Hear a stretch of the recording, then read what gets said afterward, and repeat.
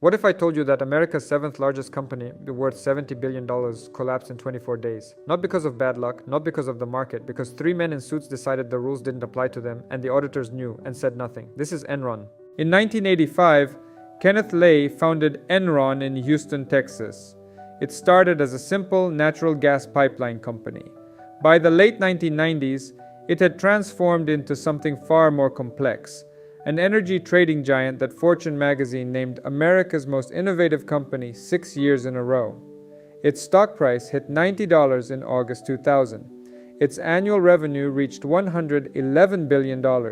It employed 29,000 people across 40 countries. Wall Street loved it. Analysts praised it. Investors poured money into it. There was just one problem. Almost none of it was real. Behind the glossy annual reports and the soaring stock price, Enron was hiding billions of dollars in debt using a network of shell companies, offshore partnerships, and accounting tricks so complex that almost nobody understood them. That was the point. If nobody understood them, nobody could question them. Three men were at the center of it all. Kenneth, the founder, the face, the man who played golf with presidents and donated millions to politicians. Jeffrey Skilling, the CEO, brilliant, aggressive, and utterly convinced that he was the smartest person in any room. Andrew Fastow, the CFO, the architect of the fraud, the man who actually built the machine that hid everything. Together they turned Enron into the largest accounting fraud in American history. Now here's the part that's hard to believe. The fraud wasn't hidden in a basement somewhere. It was in the annual reports, in the financial statements, filed with the government. The auditors from Arthur Andersen reviewed it every single year and signed off on it. Let me explain exactly how they did it. The core of Enron's fraud was something called mark-to-market accounting. Here's how it worked. When Enron signed a new energy contract, even a 20-year contract that hadn't generated a single dollar yet, they were allowed to book the estimated future profits immediately. Today, right now, as if the money was already in the bank. So they signed contracts, booked the profits, reported massive earnings, stock price went up, executives got bonuses, but the actual cash was never there.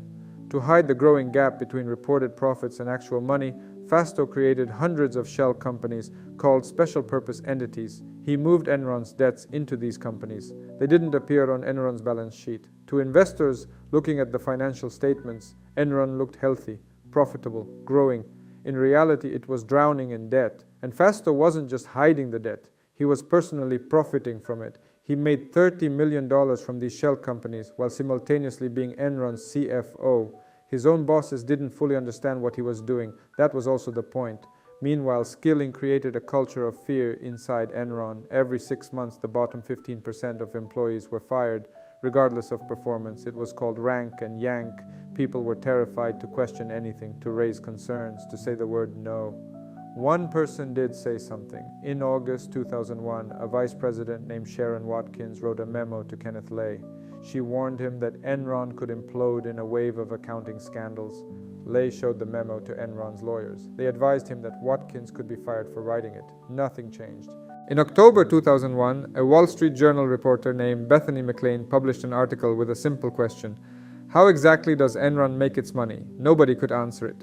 On October 16th, Enron announced a third quarter loss of $618 million. The stock began to fall. The SEC opened a formal investigation. On November 28th, credit rating agencies downgraded Enron's debt to junk status. In one day, the stock fell from $4 to 61 cents. On December 2nd, 2001, Enron filed for bankruptcy. At the time, it was the largest bankruptcy in American history, $63 billion in assets gone, 29,000 employees lost their jobs, more than $2 billion in employee pension funds was wiped out. Workers who had invested their retirement savings in Enron stock, as the company encouraged them to, lost everything. While the stock was collapsing, Skilling had already sold $60 million worth of his own Enron shares. Had sold hundreds of millions more. They knew, they sold, and said nothing to the employees who were putting their life savings into a company that was already dead.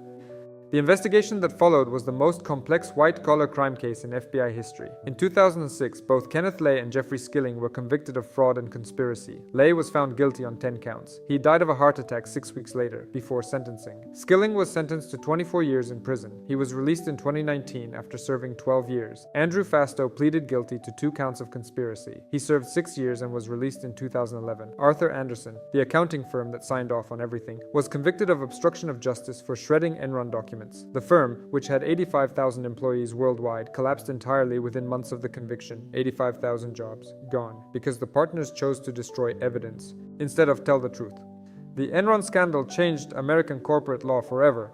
The Sarbanes-Oxley Act was passed in 2002, forcing CEOs to personally certify the accuracy of their financial statements. False certification, up to 20 years in prison.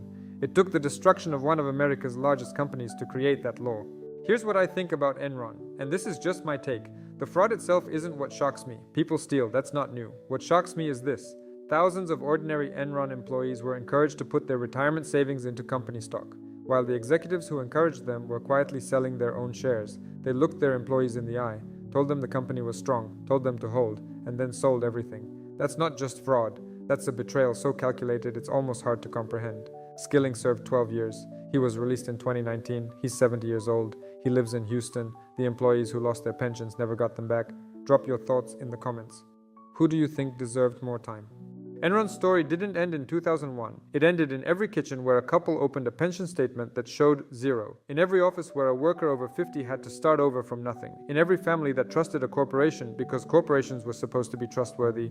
The stock went from $90 to $0.26. It took Enron 16 years to build $65 billion in assets. It took 24 days to go bankrupt. The file on Enron is closed. The question of whether justice was served remains open.